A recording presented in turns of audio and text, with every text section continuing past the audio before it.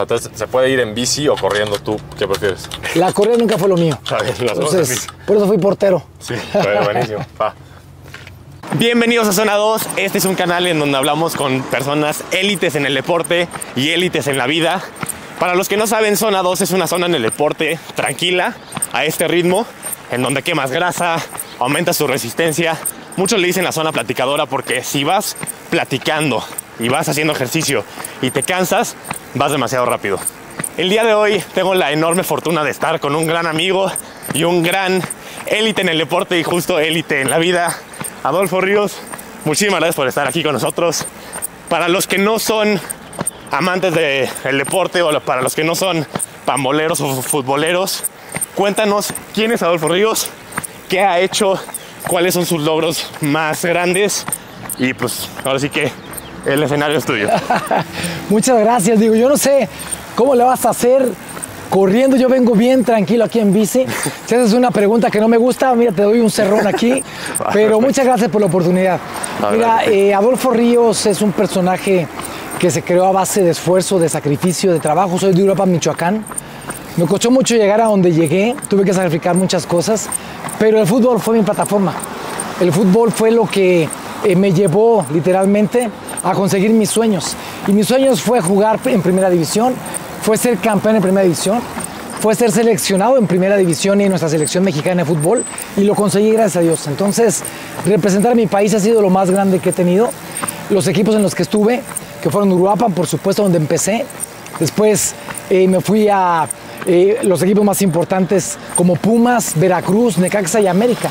Entonces, esos 4 equipos en primera división fueron los que me encumbraron a llegar a selección nacional y a representarla de manera digna. Está increíble. Igual los invito a poner en los comentarios si hay algún partido o algún momento memorable de la carrera de Adolfo que les guste más, pónganlo ahí en los comentarios. Y a ver, Adolfo, vámonos al principio. ¿Cómo empezaste en el fútbol? ¿Cómo te empezó a gustar? ¿Cuándo tuviste la espinita de, híjole, me gustaría perseguir este sueño? Mira, Diego, a mí el fútbol no me gustaba de niño. Con mi padre yo tuve una relación muy complicada. Mi padre fue alcohólico, no tenía una relación con él como para acercarme y abrazarlo. Y yo tenía 7 años cuando mi papá veía un partido de fútbol. Mi papá siempre fue americanista. Entonces, esa situación de acercarme yo con mi padre gracias al fútbol, cuando me acerco y meto un gol a América y abrazo a mi padre, y es la primera vez que tengo un contacto con él, y veía como mi padre se dirigía a los jugadores sin conocerlos. Entonces ahí dije, yo quiero ser futbolista. Porque si mi papá a esta gente que no conoce los está viendo y los está admirando, yo quiero que me admire a mí igual. Y ahí decidí prácticamente tomar la posibilidad y el sueño, abrigar esa oportunidad de jugar al fútbol. Fue complicado para acercarme a él. Fue complicado, pero fue el vínculo que me acercó a él. Y lo increíble es que fue lo que me acercó a él y al mismo tiempo lo que me alejó de él, porque yo tuve que salir de Uruapan cuando tenía 16 años. Entonces, literalmente, fue muy bonito mientras duró. Sí, claro. ¿Y cómo fue tu primera experiencia en el deporte, ya como profesional? Fue en Uruapan, en tercera división profesional. Mi papá tuvo que firmar el convenio, el contrato, porque yo era menor de edad. Y cuando él firma el contrato, yo tenía 14 años, ya con un contrato firmado, ganando dinero y con una obligación de tener que ir a todos los entrenamientos y a todos los partidos. Entonces, ahí prácticamente comenzó mi vida futbolística. Ok. ¿Y en qué momento, antes de ser profesional, tú veías cómo jugaban tus amigos, tus compañeros y decías, creo que tengo un poquito más que ellos, creo que yo sí puedo llegar?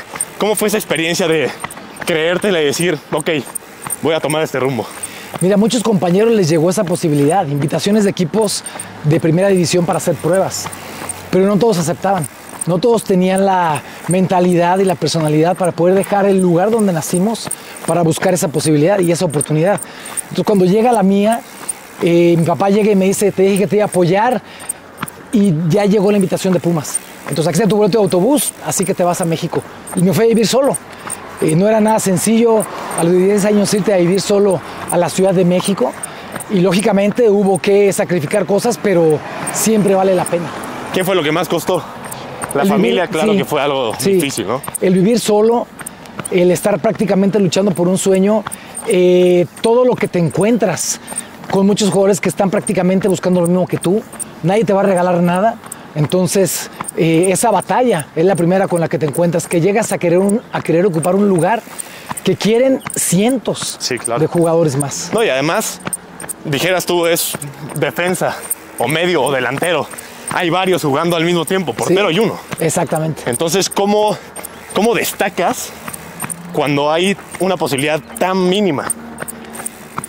Yo creo que la posición es la más ingrata, es la más complicada, pero es la más hermosa. No todos se atreven. Tienes que estar un poquito loco para ser portero. No es normal que mientras todos van con el pie, tú tengas que ir con las manos, con la cara, con tu cuerpo para que no te hagan gol.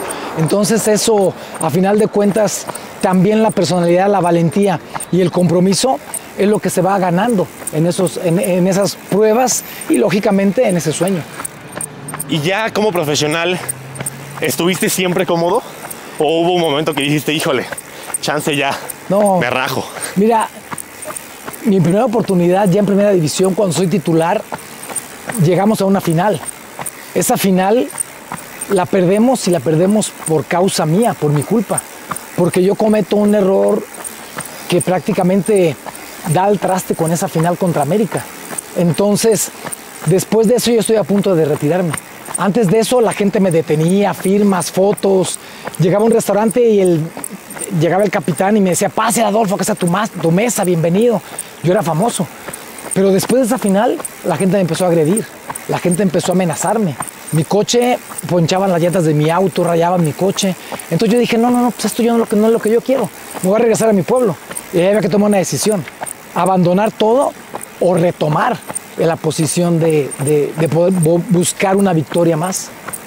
Qué difícil, qué difícil. Y una vez que ya estás en lo más alto, porque después de eso vino América, vino la selección, ahora sí que eras el portero pues, que estaba en la cima de México, ¿no era una presión enorme?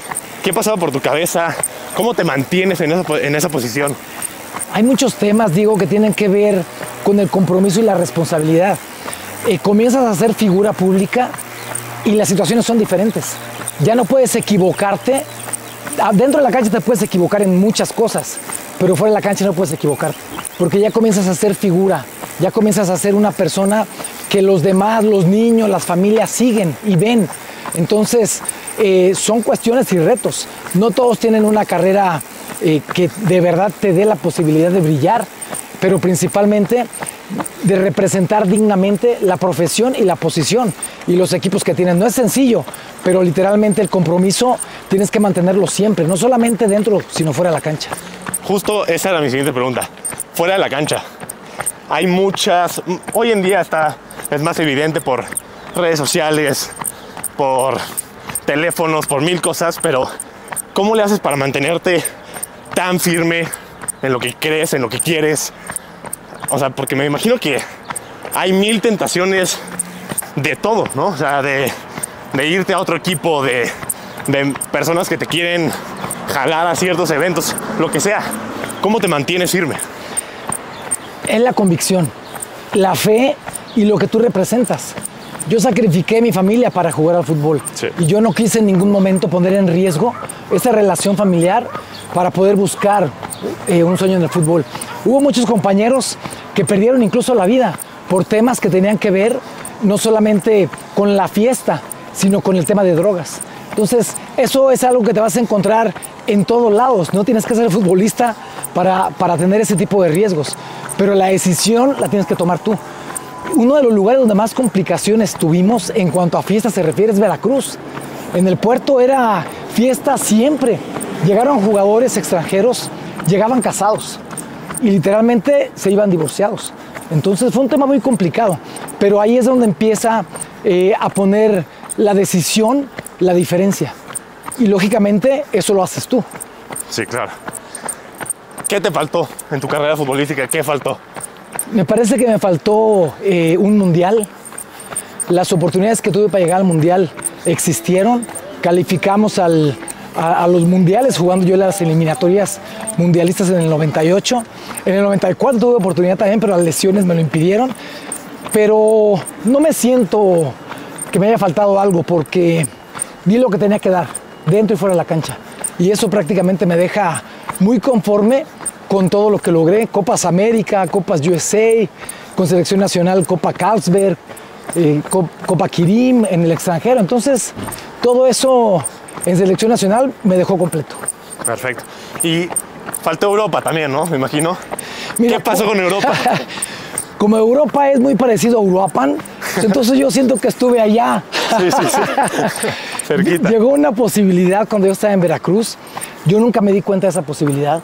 Eso me lo dijeron directivos años después, que habían llamado de Francia. O sea, ¿te lo escondieron? Sí, porque en ese entonces yo tenía 23 años. Acaba de llegar yo a Veracruz, pues, con una trayectoria importante, y la verdad, la gente como nos recibió en el puerto, pues, era espectacular. Entonces ahí el equipo, los directivos dijeron, no, este no se nos va, aquí que se quede. Y jugué 7 años en Veracruz.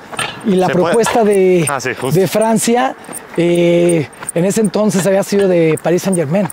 Entonces, equipazo. Era una llamada, o sea, tampoco me dijeron mucho, pero no abrieron la puerta. Qué coraje. Bueno, todo pasa por algo, ¿no? Al final son experiencias que nos van marcando la vida. ¿Qué viene después del fútbol? A ver, el fútbol es un trabajo muy diferente a los trabajos normales. No estás en un escritorio, no tienes un horario como lo puede tener cualquier otro trabajador en el mundo. ¿Cómo empieza ese proceso de decisión de creo que ya es hora de salirme y qué voy a hacer después? Mira, siempre he sido una persona de retos, una persona que me ha gustado superarme cada vez. Cuando yo me retiré del fútbol, les presumí a mis hijos mis títulos en el fútbol. Y ellos voltearon y me dijeron, sí papá, pero te está faltando un título académico. Entonces, eso fue incluso hace pocos años. Terminé y estoy esperando mi certificado porque la SEP con el tema de pandemia están tardando los certificados, pero ya terminé mi carrera en Derecho. Entonces, esa situación tiene que ver con el no solamente el querer, sino el probar que puedes superarte, que aunque pasen los años, puedes seguirte preparando y que esa preparación te dé la posibilidad de ser mejor persona, de estar mucho más capacitado, pero siempre en beneficio de lo que tú representas, que son los valores, la familia, la integridad y la honestidad. Buenísimo. ¿Y qué viene después? ¿O cómo es la decisión de, ok, creo que es momento de dejar a un lado el deporte que tanto amo? Fue complicado, pero no me costó trabajo, porque... ¿Te sentías en la cima? Yo me sentí en la cima. De hecho, estaba en la cima futbolística, literalmente, no solamente como seleccionado nacional, no solamente como titular en uno de los mejores equipos del país, que fue América. Conseguí títulos en Necaxa y título en América, y esa situación pues prácticamente me impulsó en ese sueño y esa situación popular en cuanto a conocimiento. Entonces yo platicaba con mi esposa desde que me casé con ella y le decía, yo quiero retirarme en mi mejor momento, no como jugadores que terminaban su carrera jugando en Liga de Ascenso o cuando ya la gente les gritaba, ya retírate. Entonces me retiré cuando estaba en mi mejor momento y eso para mí ha sido una bendición. Yo decir adiós al fútbol y no que el fútbol me hubiera dicho adiós a mí. Padrísimo, increíble. Y a ver si tú pudieras hablar con un Adolfo de otra vez 16 años o tal vez un poquito más chico cuando empezaba a destacar en la etapa juvenil, ¿qué le dirías de consejo? Mira, la verdad no cambiaría nada, Diego, porque todos los fracasos y malas decisiones que tuve fueron los que me hicieron crecer, fueron los que me hicieron madurar y fueron lo que después de muchos años me hicieron poner los pies sobre la tierra y saber que lo más importante es la integridad que tú demuestras dentro y fuera de la cancha, la honestidad que tienes que mantener en todo momento sobre todas las cosas y principalmente, y es algo de lo cual me siento orgulloso, tengo 31 años de casado y nunca le soy infiel a mi esposa. Y eso es algo que lo digo con la bandera en la mano, porque en el fútbol, si en la vida misma es complicadísimo, en el fútbol es mucho más complicado. Sí. Y eso habla de la dignidad, no solamente de lo que eres, sino lo que es para ti tu familia, y en este caso mi esposa ha sido el bastión más importante que me ha sostenido durante tantos años. Increíble.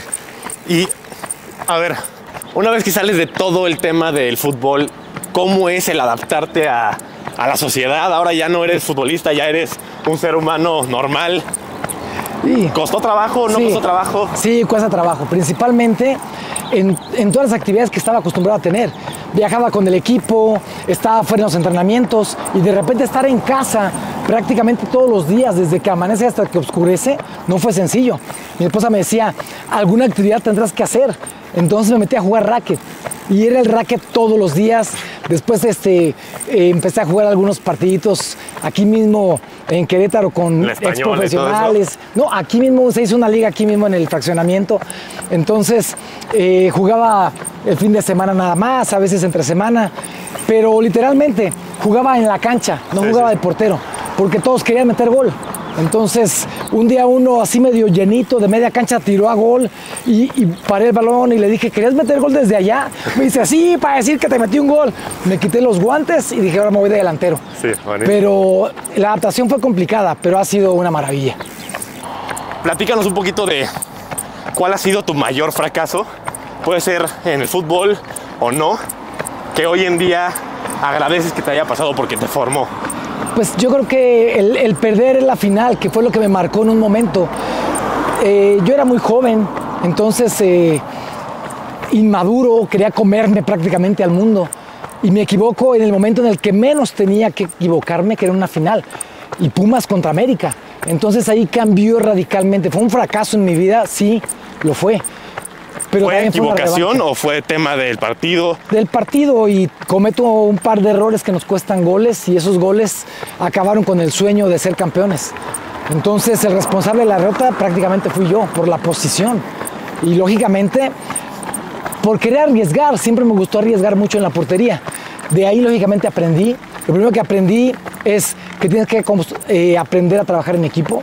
Que tienes que saber que una derrota y una victoria es una consecuencia del trabajo de todos y que no puedes solo prácticamente conseguir las cosas. Entonces me ayudó mucho y de verdad que no me arrepiento. Volveré a repetir todo lo que viví. Literalmente estuve a punto de retirarme por eso, pero gracias a Dios eso fue lo que me impulsó. Porque 11 años después, 11 años después, salí campeón en Primera División. Después de esa. Y de ahí la verdad que todo fue ascendente. A ver, justo tocando el tema del campeonato. Está padrísimo, vas construyendo algo por toda una temporada, llegas a la final, ganas, eres campeón, qué impresión, mucha euforia y de repente otra vez a cero. ¿Cómo se siente eso? Sí, pero cuando eres campeón, y mira que ha habido grandes jugadores que han venido a nuestro país y grandes jugadores mexicanos que nunca han sido campeones.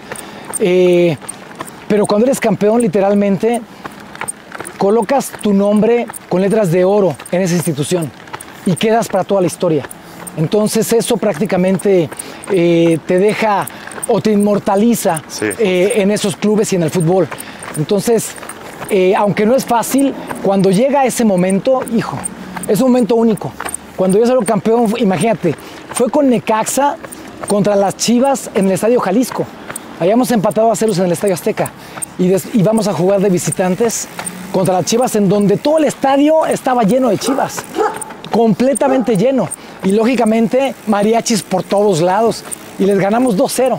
Entonces, literalmente tuve una experiencia espectacular porque cuando termina el partido me levantan en hombros porque atajé un penal que nos dio el título en ese partido.